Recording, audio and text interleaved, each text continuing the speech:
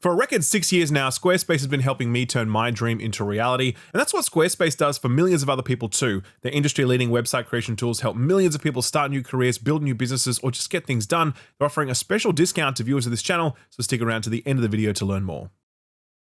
Xbox could do with some positive press right now. Luckily, they might just get some thanks to Grounded 2, if my time with the early access launch is anything to go by. This is the sequel to the now beloved survival game Grounded from developer Obsidian Entertainment, though now they're also supported by Eidos Montreal of Deus Ex fame. I want to preface by saying that I haven't actually played the first game, despite it being very well received, but my hope is that my perspective here will be helpful to those of you who also haven't played the first game and are just looking to dive in for the first time like I have. Having said that, I did edit our review of Grounded 1's early access way back when, and I think it offers an interesting comparison when talking about Grounded 2's early access. In summary, Grounded was a survival game with a super fresh setting, great writing, a really solid survival crafter loop packed with quality of life additions, and to everyone's surprise, extremely technically polished for an early access game. However, it was very, very light on content at the time, like no more than an hour or so of story content, so you were better off waiting for the 1.0 launch before diving in.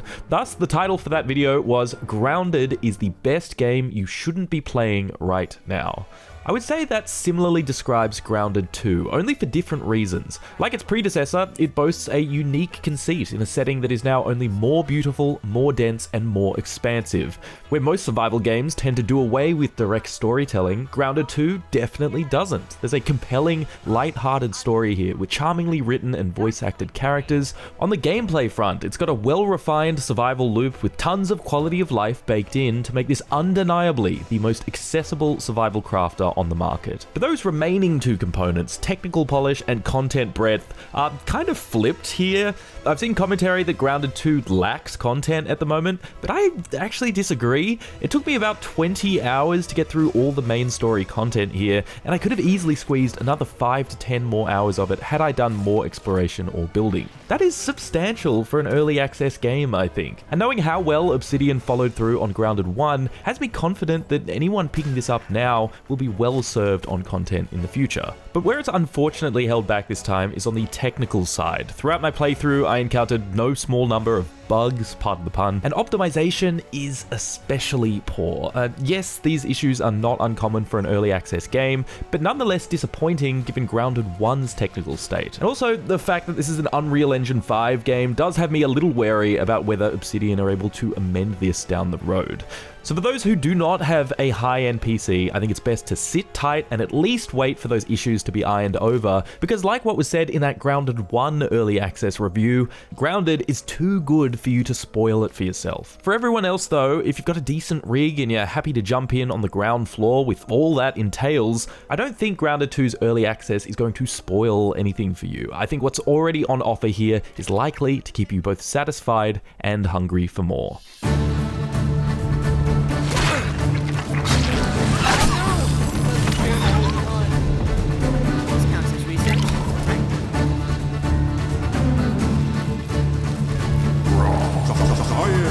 Grounded 2 is a direct continuation of the first game. You play as the same kids who have been miraculously miniaturized again, this time in a park, a measurable step up from the mere backyard of their previous adventure.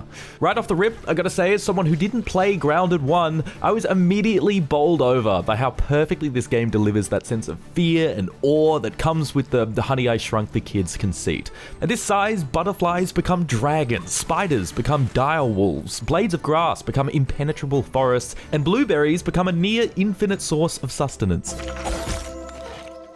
An early moment asked me to steal an ant larva so I could hatch myself an ant mount, and good God, I was not prepared for how windy those ant nests are. That shit had me feeling like I was Theseus in the labyrinth, but with like 17 minotaurs patrolling it. It really is no wonder that the first game has seen so much success, given how much this setting makes an otherwise familiar survival crafter formula feel so fresh. The simple act of playing as a tiny dude, bumping into ordinary objects and critters at this extraordinary scale, it's just super cool, and it never stopped being cool the more I played. In fact, I'd say it only got more cool because the change of scenery to a park has allowed Obsidian to get really creative when it comes to landmarks, obstacles, and biomes. Here, you can see a cobblestone path is used as a twisting maze. A busted up ice cream truck in the distance creates an entire tundra region. A simple garbage can becomes an intimidating tower to conquer, demanding use of a gas mask to bypass its deadly fumes. I'd wondered initially if the environment would get a little stale over time, or that the early access launch would kind of block you from experiencing a lot of this stuff, but no, there's a great number of environmental challenges to overcome,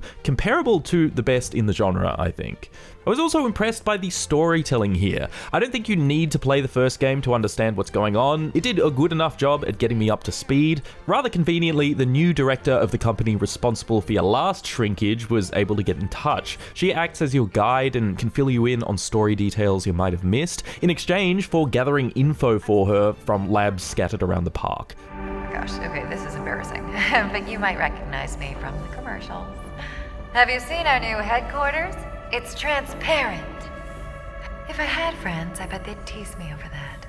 As you can hear, she's delightfully written and voice acted. It's obviously all quite lighthearted and comedic, reminiscent of morning cartoons, and I really dug that. Not only is it fitting for the retro setting and the all-ages demographic, but it's also a refreshing change of pace for a genre that is often so self-serious, to the point that they can often feel devoid of personality, particularly if you're playing alone. But Grounded 2, like the previous game I imagine, is full to bursting with charm between its characters and environments. The director is not the only character you'll be interacting with either. Occasionally, a disembodied voice would hack into the comms, one that isn't all too happy about you prying. There's a compelling mystery behind the whole situation, and what I appreciated most about it was that the early access launch caps off at a very natural endpoint. Like the final mission before I hit the "that's it for now" screen kind of felt like the climax to many other survival games. It had me properly gear up for a grand heist, fight every critter I'd come across so far, while utilizing all the tools at my disposal, all the knowledge I had accrued up to that point. By the end of it all, I had a very clear picture of the game loop and could see where the story might be headed. I want to say again, I felt quite content with where it left things, which I really appreciated given so many early access games can feel like they hit pause just when things are getting good. That's not to say that I wasn't already having a good time in Grounded 2 though. On the contrary, in fact, I was having a blast, and a lot of that's got to do with how streamlined the game's survival crafting systems are. I should protect my internal organs somewhat.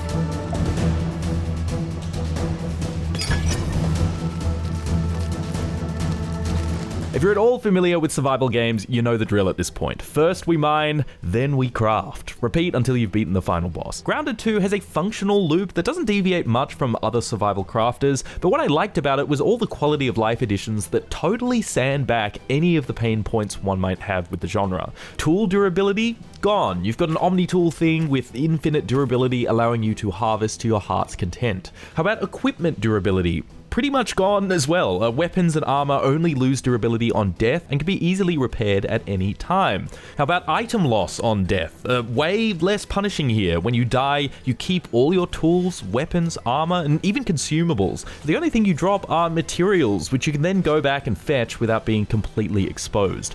On the topic of materials, this isn't a grindy game either. The recipes require less than a handful of components to craft, even at the higher end. Hell, even the concept of travel time has been significantly cut down on. A headline feature here is the addition of mounts that can help you harvest, fight, and travel. And so once you hatch your first bull ant to ride, you'll be zooming across the park like you own it. And there's other nice conveniences as well, like difficulty modes that you can switch between at any time. And like the first game, there's an arachnophobia slider if you don't want to deal with the spiders, which fair enough. I mean, some of these spiders are a lot, even for me as an Australian. There's certainly something that gets lost in that streamlining of systems. You call me a masochist, but I personally like a little more friction and tension in my survival crafters. That's what keeps things interesting for me. Thankfully, Grounded 2 isn't completely devoid of that, as there's definitely some challenge here when it comes to the combat. It's got a basic yet intuitive loop, like a light attack, a heavy attack for breaking enemies when they guard, a block that can be timed as a parry to stun them, and a dodge for getting out of the way. Enemy telegraphs are quick and their attacks do a lot of damage, so you do need to be prepared with healing items at all times and pay close attention to animations during encounters. You also often need to exploit weaknesses if you want to come out on top, which you can identify by doing this cute snapshot thing that adds them to your compendium. This counts as research, right? Another one for the compendium. The combat can be a little awkward sometimes, like many survival crafters are, but it's, just good enough for me. Bear in mind, I was playing completely solo, and the combat likely opens up even more with friends, as there's some neat RPG systems here that bolster cooperative play, such as armor sets with unique bonuses that allow you to lean into various roles, like a tank, an archer, a rogue, or a spellcaster. All these things combined make Grounded 2 a fantastic survival game for adults, for kids, for anyone really, regardless of their experience with the genre. There are very few, if any, survival crafters I can say that of. In fact, in general, it's rare games are able to achieve this broad of an appeal without compromising the vision. I think one of the only companies that can consistently do that is Nintendo. So yeah, it's nice to see Xbox and Obsidian have stuck by this IP, because there aren't many games like this, and I hope they continue to stick by it, because the technical state of this thing at the moment is a bit of a doozy.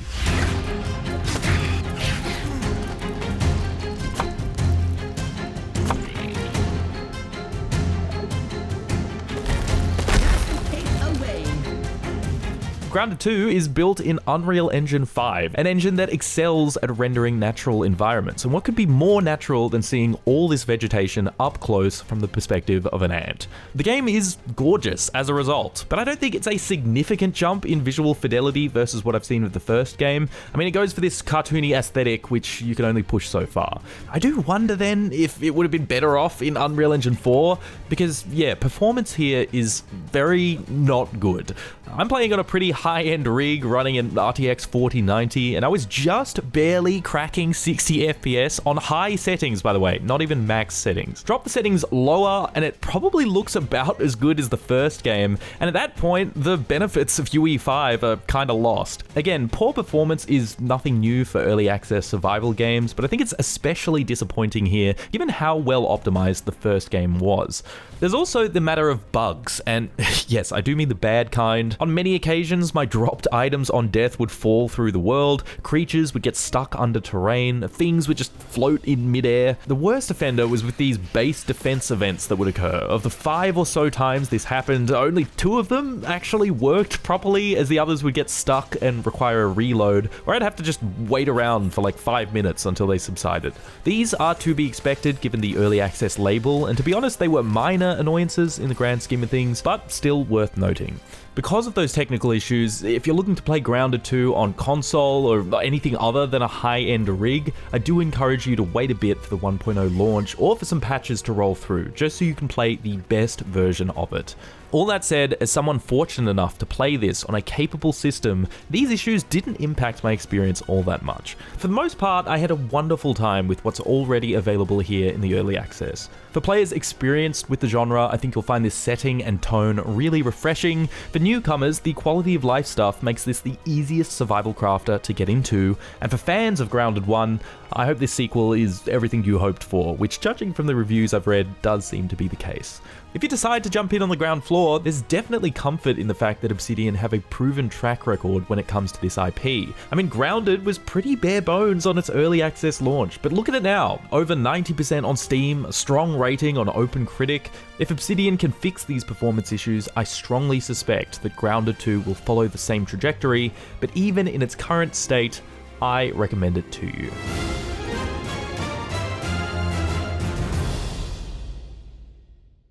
You'll have noticed that we just launched a website, thisweekinvideogames.com. There are lots of different ways to build a website, lots of platforms and tools and companies that'll do it for you. But here's the bottom line. The overwhelming majority of people who might need a website for their work, their personal brand, or their hobby, they don't need all of that complexity. They just need an intuitive, reliable tool that lets them build a great looking website with ease, and that's exactly what this video sponsor Squarespace lets you do. Squarespace lets you build professional looking websites in minutes. You just select from their extensive list of pre-built templates, customize those templates to your design, and boom, you're in business. It really is that easy. Squarespace's intuitive tools and huge library of templates makes it super easy to get started. If you can handle formatting a Word document or a PowerPoint slide, then you are already well and truly equipped to make a fantastic looking website through Squarespace.